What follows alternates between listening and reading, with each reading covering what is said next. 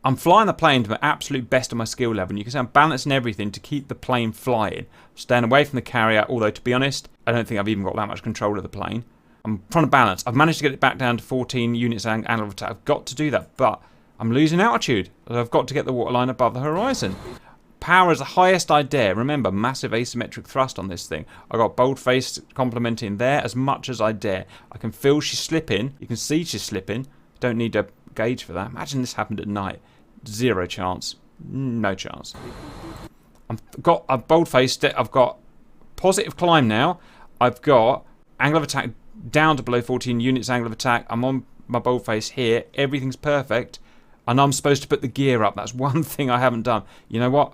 That's the end of my ability. I can't then reach forward and do a lever or a button for me. That's too much at that point for my skill level. I'm almost keeping it alive, look. I think at this point, if I'd have got my gear up, maybe I could have done this. If I had just enough brain cells to go and bring out that lever, maybe we could have freed up enough drag to get the plane flying a little bit better. Because I'm flying now and I've got a positive rate of climb. Maybe too much. Look at that. I've put the nose up quite a lot. About 12 degrees, slightly above boldface. I'm boldface here and boldface there, I think. I'm working hard just to keep her in the air. We've been alive for, I don't know, 12 seconds, something like that. Again, she's creeping now. She's creeping. Angle of attack's creeping up. I'm stuck at a really weird position here. Oh, she's dropped a wing. That's so... Look at me. I'm compensating much now. I'm on full power. I'm really compensating with these guys, and I've just forced her over the edge. And she's gone. She's gone. Waterline's too high. Oh, Jesus Christ. So, that sums that up. That's really hard to only act on boldface when Carrol would have known, which is what I'm trying to do, would have known there's a problem when she's falling out the sky. Get boldface in. The summary is, for me, it keeps me alive for a lot longer. Doing it as Carrol did it roughly, just your natural responses. You're in the drink within 3 seconds. With boldface, basically doing this all day, I've done a lot of runs in the background where it hasn't been kind of perfect in terms of getting in position, so I've just quit before I've even done it. Using the boldface has kept me alive for about 15 seconds, which is a massive amount. Now, the main thing about that, I guess, is that I could have ejected. Obviously, I want to save the plane. If I had a bit more skill, a bit more, and I could have got the gear up, maybe that would have just helped the plane enough that we could have got some better climb, balanced it slightly better. Maybe if I had another day of kind of training and just perfecting that, I could have kept it going. But to be honest, to do this, you've got to be a really top naval super pilot. And to do that, here's the important thing, without knowing that this emergency is coming, as far as I'm a human, that would have been impossible. I could never have, hoped to achieve that without having trained for it all day. It's just too hard.